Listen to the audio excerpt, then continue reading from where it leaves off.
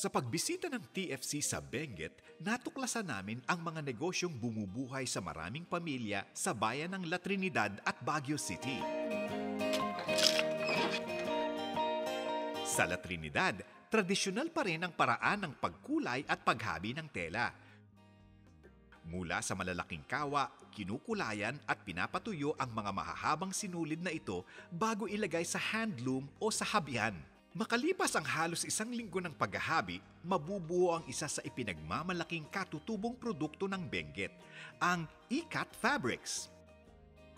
1970s nang maisipan ni Narda Capuyan, isang Cordillera-based designer at entrepreneur, na gamitin ang tradisyonal na paraan ng paghahabi ng ikat upang makagawa ng modernong kasuotan at gamit. 100,000 piso lang pwede nang maging retailer ng ikat products at 1,000,000 piso naman ang minimum capital para maging manufacturer. Sa pagitan ng 450 pesos hanggang 1,000 piso ang presyo ng mga ordinaryo at maliliit na ikat products. Naaayon naman sa disenyo ang presyo ng mga high-end ikat products. Depende sa sales, 6 na buwan hanggang 1 taon bago makuha ang ROI sa retailing at 2 hanggang 3 taon naman sa manufacturing.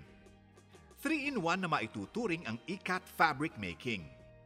Napreserba nito ang tradisyonal na paraan ng paghahabi ng ating mga ninuno. Nabigyan pa ng trabaho ang mga ginang ng La Trinidad at muling nakilala sa abroad ang mga produktong sariling atin.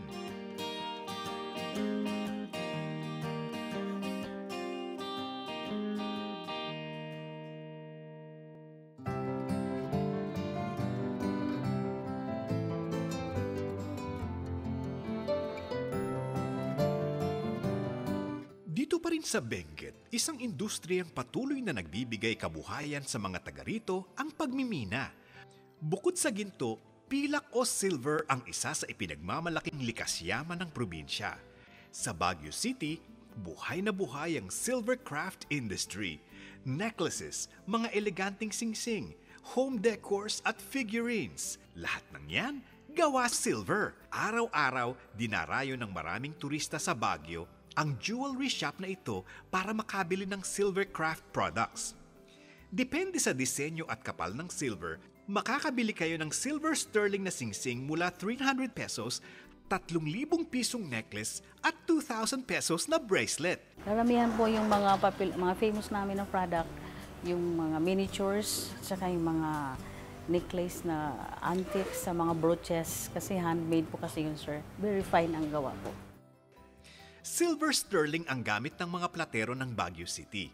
Ibig sabihin, 92.5% ang silver content nito at hinaluan ng 7.5% na alloy. Malambot kasi ang 100% silver, kaya kailangan pang haluan ng ibang metal para tumigas. Matagal at mabusisi ang proseso ng mga pilak na alahas.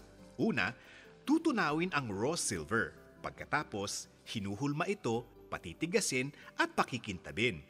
Kung magara ang disenyo, kakabitan pa ito ng mamahaling bato.